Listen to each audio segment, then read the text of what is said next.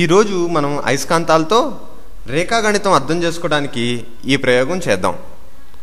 ముందుగా 2 అయస్కాంతాలు తీసుకొని ఒకదాన్నొకటి ఇలా ఆకర్షించుకున్నట్టు కాకుండా వికర్షించుకునేటట్టు ఇలా పెట్టాలి.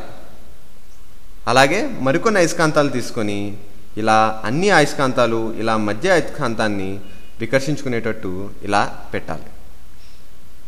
ఈ అయస్కాంతాల మీద ఈ విధంగా జిగురు రాసి అన్ని అయస్కాంతాలని తలకిందులుగా ఇలా బాటిల్ మూతల్లో ఈ విధంగా అతికించాలి.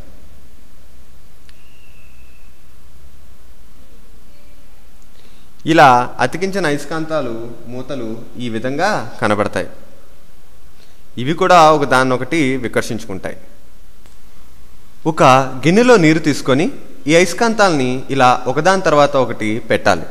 ముందుగా 2 అయస్కాంతాలు ఉన్నప్పుడు 2 అయస్కాంతాలు ఇలా 2 చివర్లకు వెళ్ళడం, 3వ అయస్కాంతం పెట్టగానే ఆశ్చర్యంగా 3 అయస్కాంతాలు ఒక ట్రయాంగిల్ లా ఏర్పడడం, 4 అయస్కాంతాలు పెట్టగానే ఒక స్క్వేర్ ఏర్పడడం, 5వ అయస్కాంతం ఇలా మధ్యలో ఉండడం, ఇక నుంచి ఒక అయస్కాంతం పెట్టినప్పుడల్లా ఇలా పెంటగన్, మరొకటి పెట్టినప్పుడు ఇలా హెక్సగన్, వాటికి అవే ఇలా ఏర్పడటం చాలా ఆశ్చర్యకరంగా ఉంటుంది.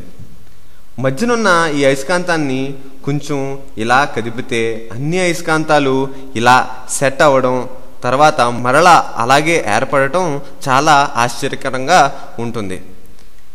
ఇలా ఒక అయస్కాంతం తర్వాత ఒకటి ఇలా తీసేయడం మనం కానీ మొదలు పెడితే మరలా హెక్సగన్, పెంటగన్, స్క్వేర్, ఇప్పుడు ఒక ట్రయాంగిల్ లాగా వాటికి అవే ఏర్పడతాయి. ఈసారి అయస్కాంతాలు ఎంత వేగంగా ఇలా అమర్చినా సరే ప్రయోగంలో ఎటువంటి తేడా రాకపోవడం మనం గమనించవచ్చు.